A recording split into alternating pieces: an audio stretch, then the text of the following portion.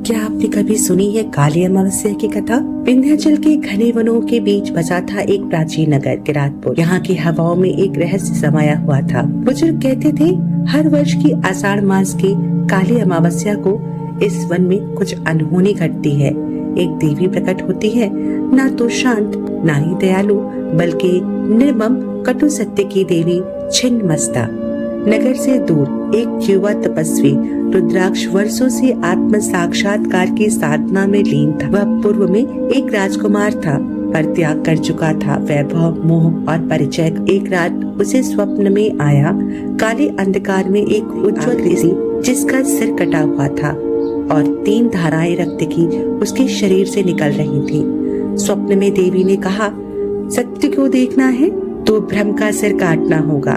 रुद्राक्ष जागा और निकल पड़ा उस दिशा में जहाँ कोई नहीं जाता, वर्जित मंदिर की ओर, जो वनों में लिपटा हुआ था, बेलों से ढका, और जहाँ कोई मूर्ति नहीं थी, केवल एक योनि का प्रस्तर जो सुनीता को प्रकट था। स्थानीय साधु ने चिताया कि यह स्थान सामान्य नहीं है, यहाँ छिन्नमस्ता जागती है। काली अमावस्या की रात वह प्रश्न नहीं सुनती, केवल सत्य दिखाती है, और वह भी बिना मुक्के। पर रुद्राक्ष रुका नहीं। रात के मध्य अमावस्या के निस्तब्धता में उसने देवी का बीज मंत्र जपा, ओम क्षम्ये छिन्नमस्ताय नमः। धीरे धीरे हवा भारी होने लगी, सारे प्राणी मौन हो गए। मंदिर के चारों ओर छाया गहरा गई।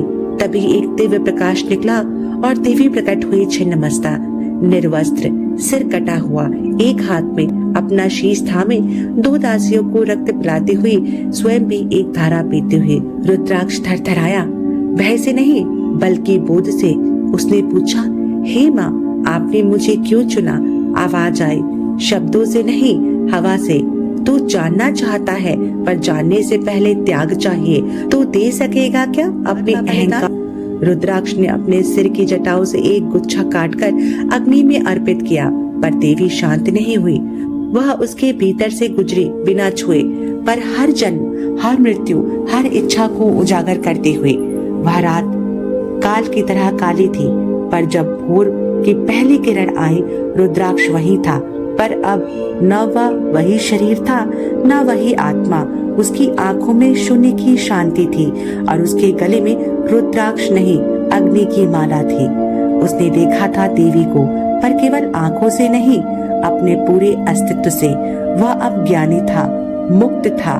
कहा जाता है कि वह मंदिर आज भी वहाँ है, परंतु केवल वही उसे पा सकते हैं जो सच में तैयार हो, मरने के लिए नहीं, स्वयं को खोने के लिए।